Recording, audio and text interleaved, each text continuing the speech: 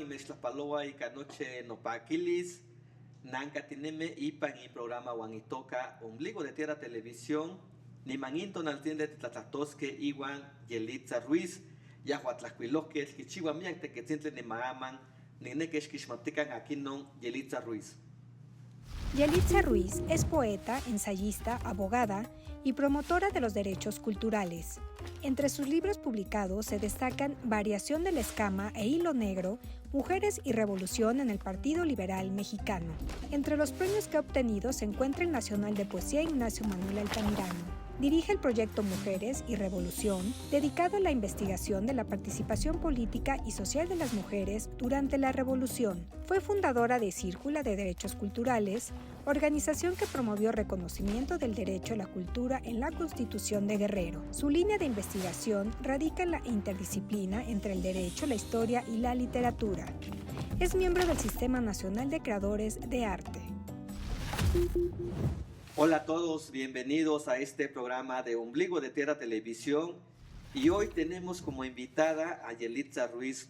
Yelitza Ruiz, ya lo acaban de escuchar ustedes, escritora, abogada, activista y bueno, guerrerense de corazón y de vida y territorio. Pues te damos la bienvenida a este programa, Yelitza, de Ombligo de Tierra. Gracias por visitarnos aquí en la Casa de la Justicia en Ciudad de México.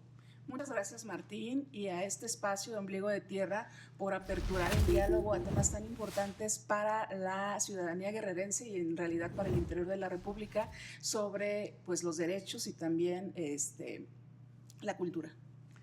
Me encantaría que habláramos de poesía porque tienes mucha trayectoria en esta materia. No sé cuántos libros ya llevas, pero como estamos en la Casa de la Justicia, vamos a hablar también de este asunto tan importante que es el derecho de acceso a la cultura. ¿Qué ha pasado en Guerrero, en la Ciudad de México y bueno, en todos lados? ¿Qué es esto, el derecho del acceso a la cultura? ¿Por qué tenemos este derecho? Y tú lo has trabajado y bueno, te has manifestado también. Sí, el derecho a la cultura solamente fijarlo no como una parte sustancial, exclusiva de los derechos humanos, sino como una parte colectiva importante que hay que reconocer en el estado en el que se encuentra la cotidianidad de las personas. Uno de los elementos fundamentales que nos gusta mucho recalcar cuando hablamos del derecho de acceso a la cultura es que no es limitativo a las personas que creamos arte, es decir, las y los artistas, la gente que está en la producción, en la gestión cultural, sino que en realidad es en general para las audiencias, para la ciudadanía. Esta otra contraparte de quienes tienen derecho a acceder a los productos que se generan dentro del arte, que se generan dentro de esta colectividad que en su conjunto pues, significa el poder acceder a esta cultura que se realiza de forma colectiva. ¿Eso a dónde ha sucedido? ¿A dónde la gente puede gozar de estos derechos? ¿La gente a dónde puede acudir? Y por supuesto, ¿dónde quizá pueda exigir este derecho que si es que ya existe, puede decir, necesitamos, no sé, arte, necesitamos fotografía, necesitamos danza, necesitamos una convivencia sana? ¿Cómo acceder a esto? Porque sí existen algunos lugares donde se ha manifestado, pero justo la gente no sabe cómo tocar esta puerta o no sabe entrar a esta puerta para pues, tener estos derechos. Cuando hablamos de acceso a la cultura, necesitamos remitirnos específicamente a la forma inalienable en la cual están concatenados los derechos humanos, es decir, son inherentes e inalienables a todas las personas. En este asunto hay un principio que nos gusta destacar mucho, que es el de progresividad de la ley, es decir, estos derechos humanos que nacen como base sustancial en la Constitución de 1917 obtienen un recorrido en su artículo 4, donde se habla del acceso a la recreación, al medio ambiente, a una vida en igualdad de circunstancias entre hombre y mujer, pero esta progresividad llegó a tocarlo a partir de la reforma del 2011 en materia de derechos humanos, que cambia de garantías individuales a derechos humanos la primera parte dogmática de la Constitución, que digamos son los primeros artículos hasta el 29 respecto a los derechos que como ciudadanas y ciudadanos tenemos en este país. Y hay una reforma sustancial en el párrafo 12, donde habla del acceso el derecho a la cultura y a la recreación. Es la primera vez que se asoma de manera general especificar esta cuestión del arte dentro de la cultura. Después de este recorrido, pues ya en una reforma que se da en el 2019, queda ese párrafo completo al decir todo el derecho a acceder a la cultura, a las artes, a la recreación que se genera y que generan las personas dentro de este país. ¿Qué sucede con dejarlo de manera tan explícito en la Constitución, que es, digamos, de donde parte la obligatoriedad, no solamente del Estado, que en este caso pues es quienes regulan las normas, sino el hacer conciencia dentro de la comunidad, que son quienes siempre han ejercido y quienes siempre han digamos, propiciado las formas de acceso a la cultura, que eso es algo que hay que rescatar, que antes de que estuvieran en la normativa constitucional, las comunidades y sobre todo tengo que hablar de manera muy específica del estado de Guerrero, que es donde hemos hecho territorio, donde hemos hecho esta comunidad, ya había esta apertura del acceso con toda la manera en la que se preservan no solamente la lengua, sino las distintas manifestaciones de arte que cuentan una historia social, pero también política de los pueblos. ¿Por qué ya había? ¿Ya no existen o se movió? Me refiero a que había antes de que estuviera en la Constitución. Es decir, el derecho de manera progresiva llegó un poquito después de cuando ya lo habíamos colectivizado dentro de los espacios comunitarios. Entonces, ¿cómo accedemos a ello? Que es algo como la pregunta que nos hacemos mucho, ¿de qué manera podríamos acceder? Importantísimo esta parte que comentas, que esto ya se practicaba y ya había, justo te preguntaba, ya había, pero no estaba plasmado en la Constitución o no se le reconocía para el acceso al derecho que ahora se puede usar, el acceso cultural. Sí, Martín, hay que partir de un prototipo de prejuicio que existe entre la cultura y la alta cultura, entre la artesanía y la cultura, que pareciera que pertenecen a dos momentos distintos, pero que tienen una categoría de sesgo racial, discriminatoria, que parece que lo que se realizaba respecto al arte dentro de las comunidades y dentro del interior no era considerado como tal, o una cultura que tendría que estar al acceso de las personas que consumían la música dentro de estos recintos como Bellas Artes, dentro de los recintos donde se da el ballet, dentro del teatro, exacto. Entonces, esa era considerada la cultura. Entonces, quienes accedían a ellos, primeramente, había que tener este derecho a la educación, que no era un derecho que estaba de manera universal a todas las personas, y también un poder adquisitivo. Lo que hace el reconocer de esta manera el derecho a la cultura es que le quita esta categoría de que solamente es limitativa a estos grupos y abre la posibilidad de que se pueda observar también todo lo que ha contenido las comunidades en su aportación dentro del arte, y que no solamente viene respecto a la preservación de la lengua, sino a la danza, que además la cantidad de danzas que hay no solamente en el estado de Guerrero, sino en todo el país, la música tradicional, la literatura, que además es importante reconocer la manera en la que también se visibiliza la literatura de los estados de la República, porque además le quita este centralismo, el reconocer el derecho de acceso a la cultura, quita el centralismo que le había dado la Constitución, que de manera general se decía que el arte solo se producía en la Ciudad de México. Recordar aquellos años en los que si querías dedicarte a alguna de las artes tenías que emigrar a la Ciudad de México o tenías que buscar otros medios para poder tener al alcance ello, y lo que se ha realizado en conjunto con la comunidad es quitar, desacralizar a la cultura de ese ornamento o de los espacios ornamentales para volverlo sí comunitario y en realidad un derecho que le toque a todas las personas que no necesariamente pues están a unas cuadras de estos lugares que durante muchos años fueron contenidos como espacios o vasijas de contenido artístico.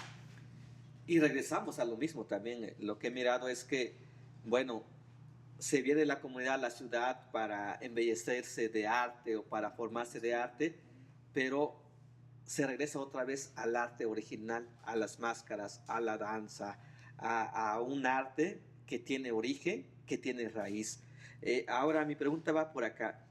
Esto que tú nos comentas, lo sabe la gente, ya es visible, se está ejerciendo. Perdón que sea, pero necesitamos conocer un poco y para la gente que nos está mirando también pueda decir, bueno, entonces tengo derecho y lo puedo hacer o nos pueden apoyar, no sé.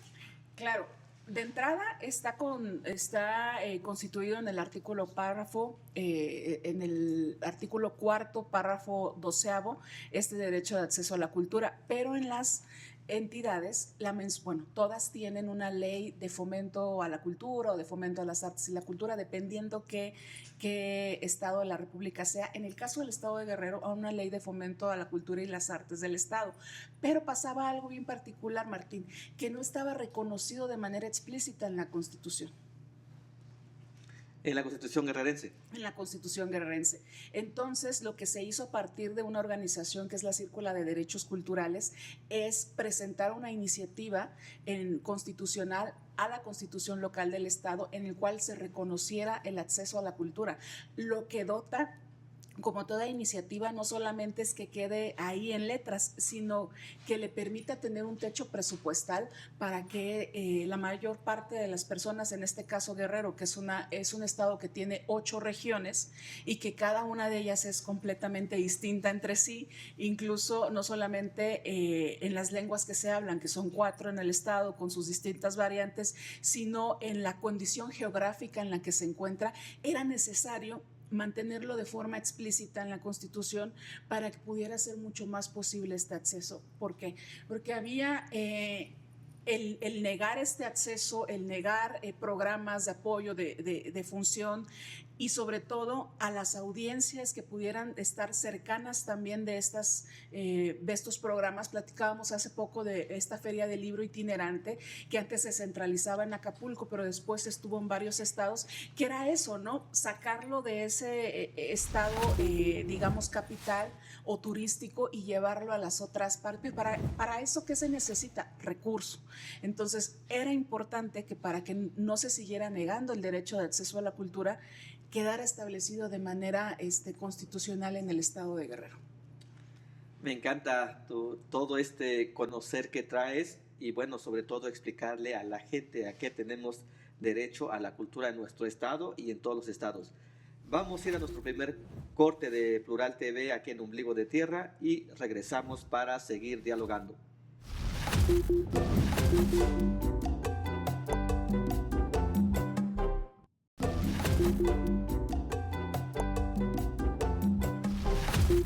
Regresamos a Ombligo de Tierra Televisión con Yelitza Ruiz y bueno, abogada, escritora, activista y más. En el 2019, Yelitza, estuviste muy fuerte dando a conocer estos derechos y se sacó una círcula, se luchó por este derecho que ya nos comentabas. ¿Cómo fue el alcance? ¿Cómo se hizo posible que se lograra? Sí, qué bueno que llegamos a ese punto porque me gustaría platicar la manera tan genuina en la que se fue aglutinando parte de la comunidad cultural del estado. Pero ¿qué sucedió? Que no solamente en ciertas regiones como Acapulco, Chilpancingo, Iguala, Tasco, donde pareciera que se mantienen mayor parte de población, sino que lo que se hizo en la Círcula de Derechos Culturales, que fue una organización que surge a partir de que en el 2019 nos dimos a la tarea de recorrer el estado de Guerrero, haciendo un análisis que derivó en un diagnóstico participativo sobre el estado del derecho a la cultura en Guerrero, surge que las regiones, en ese entonces eran 7 regiones solamente, fueron saliendo muchos agentes culturales que estaban interesados en que pudiéramos aglutinarnos y acompañar proyectos de acceso a la cultura. ¿Qué sucedió ahí? Que lo que dijimos, bueno, que no quede solamente en las conversaciones, porque hubo una serie de talleres, de capacitación para centrar que existían los derechos culturales, que no solamente eran algunas posibilidades que daban las instituciones, porque siempre se veía así como estamos apoyando, cuando en realidad es el trabajo de las instituciones que tienen recursos del presupuesto de la ciudadanía, y quitar también esta desmitificación de nos está apoyando mucho, nos están ayudando, cuando en realidad es una obligatoriedad por ley Y lo que se hizo fue irnos reuniendo. Lo hicimos primeramente por Zoom, después nos vino la pandemia y yo pensé que iba a decaer el proyecto, pero en realidad resurgió con más fuerza porque todas las semanas teníamos una reunión con las distintas regiones. Y entonces, a partir de toda la colaboración que se realizó, fue que se pudo redactar la exposición de motivos y hacer un análisis técnico-legislativo de la importancia y de qué necesitábamos en realidad reformar en la Constitución local. Se presenta esta iniciativa en el 2020, termina la legislatura, se queda en la congeladora, como se dice de manera coloquial. Llega la próxima legislatura y de nuevo a tocar las puertas, a ir a platicar, a decir el trabajo que teníamos y se retoma, lo retoman en ese entonces esa legislatura, se sube a tribuna y de ahí pasa pues lo que es este proceso legislativo, de dictamen, a comisión y todo eso puede pasar, ahí se pueden llevar los 3 años. Pero estuvo la círcula ahí, y haciendo los foros y yendo al Congreso.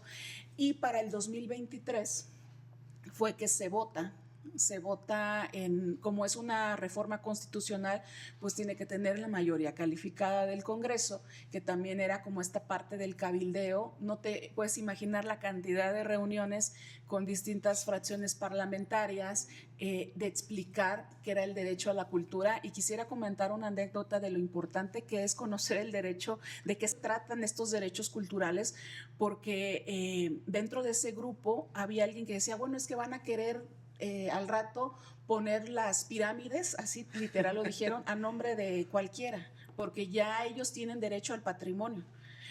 Dos cuestiones. Una, el desconocimiento de toda nuestra zona arqueológica, que era algo que también venía en el dictamen participativo. Y dos, el hablar de que ellos quieren el patrimonio. Pues por supuesto que lo queremos, ¿no? Como esta parte que unifica y que es parte de la colectividad. Yo me quedé pasmada porque ¿qué dices ante esa cuestión de que quieren quedarse con las pirámides y decir que están a su nombre? Creo que ni los legisladores sabían que era el acceso a la cultura, creo. Estás en lo correcto. Entonces sí fue un trabajo de... No me gusta hablar de la palabra sensibilidad porque debería estar reservada como para cuestiones que no deberíamos dar por hecho. Y la justicia es algo que no podemos dar solamente, que deberíamos dar por hecho, pero que no ocurre en la realidad, ¿no? Y entonces sí podemos utilizar que hubo un proceso de sensibilización de decir, a ver, no quieren poner las pirámides a su nombre porque no tenemos pirámides para empezar en Guerrero. Las zonas arqueológicas dependen de otra ley de asentamiento antropológico que es completamente distinta. Ni siquiera estamos reformando la ley de fomento a la cultura, sino el primer paso, porque además esto es un proceso y ahorita me gustaría platicarte que ahí no terminó, porque reformar la Constitución local fue el primer paso. Se da, bueno, al final queda claro que nadie va a poner a nombre nada, ni los museos, y el saber cuántas bibliotecas tiene el Estado públicas que pertenecen al Estado, que pertenecen a la Federación, cuántas librerías, porque hay muy pocas librerías. No hay librerías. Cuántos son los museos, cuántos dependen del INAH, cuántos del Estado. Todos esos datos no los tenían, pero no los tenía ni siquiera quien representaba en ese entonces la Secretaría de Cultura.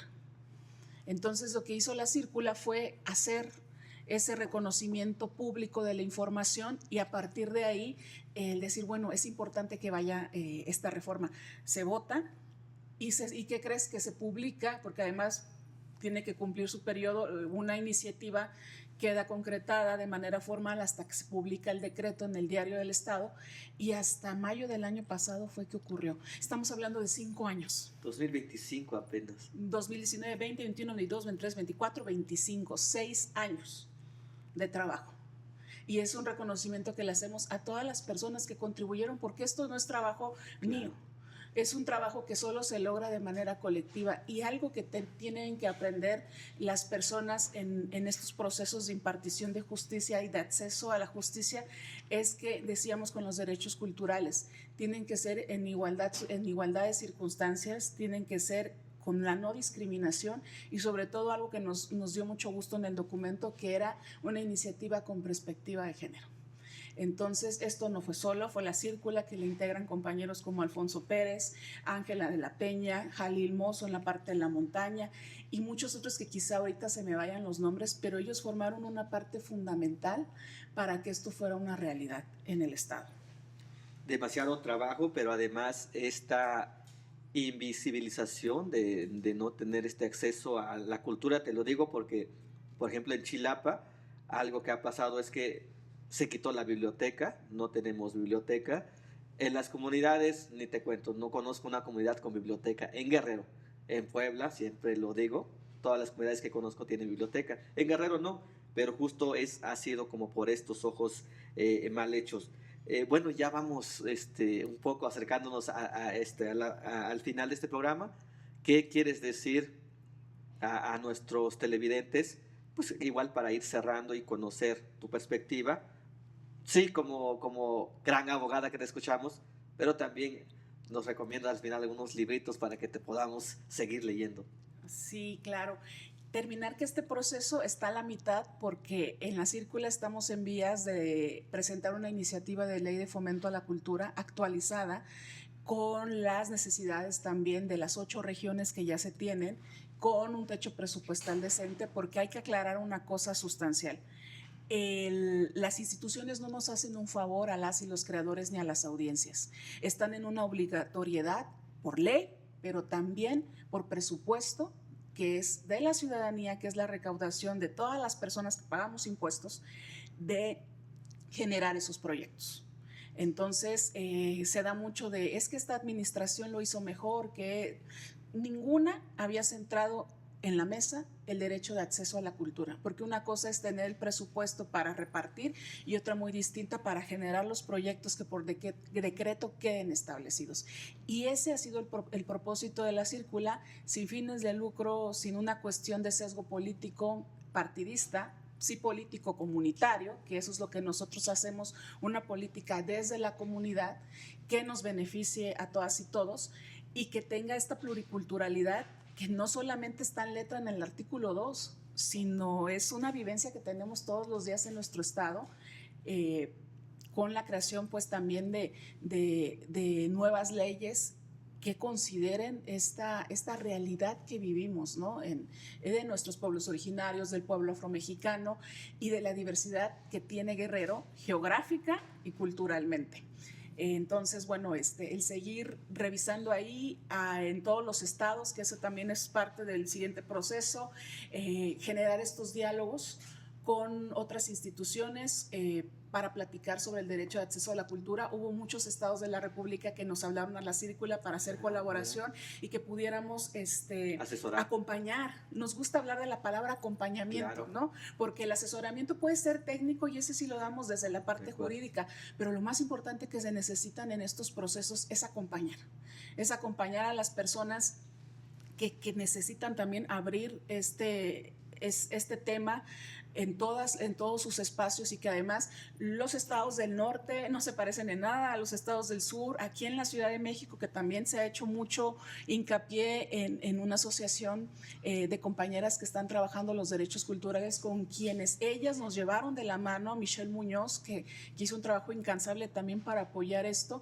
y que así nos tenemos que ir agarrando de la mano como este mapa tan popular y que estas entidades federativas, porque te estoy platicando de la experiencia de Guerrero, pero hay otras experiencias también importantes que indagar al interior de la República. Pero la colectividad ha sido como el hueso fuerte para caminar y acceder a esta justicia, no a este derecho. Así es, y eso es algo que tenemos por, digamos, nacimiento, por esta forma en la que tenemos de organización, ya aglutinarnos y podemos no estar de acuerdo con muchas filias, pero el derecho de acceso, el poder mostrar también y compartir la cultura que se genera en los estados, yo creo que debe sobrepasar cualquier barrera de color.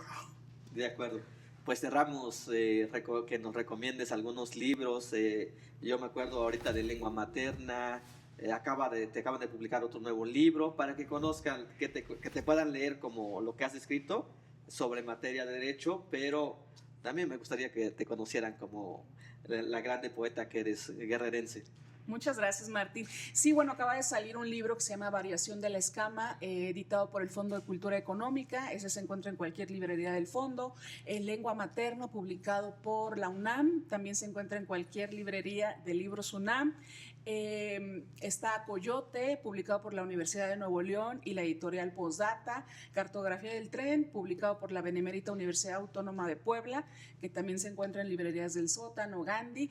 Y un libro que me encantaría que si se pudiera poner el link de descarga, que está gratuita gracias a la Fundación Rosa Luxemburgo y la Brigada para Leer en Libertad, que se llama Hilo Negro, Mujeres y Revolución en el Partido Liberal Mexicano, que es un ensayo de historia de mujeres, un ensayo político sobre la historia de mujeres durante el periodo de la Revolución, y que ahí están como algunos indicios también de la defensa de los derechos culturales de estas mujeres en el panorama del siglo XX, que me gustaría compartir con la audiencia de tu programa, que la verdad agradecemos mucho, y lo digo agradecemos en plural, porque yo ahorita vengo y platico contigo, pero son un montón de personas que están detrás de estas iniciativas. Bueno, gracias a todos nuestros televidentes que nos siguen por Plural TV. Nos escuchamos el próximo sábado a las 9 de la mañana por esta vía. Nos seguimos mirando, nos seguimos prestando ojos. Por favor, síganos para platicar con más personajes.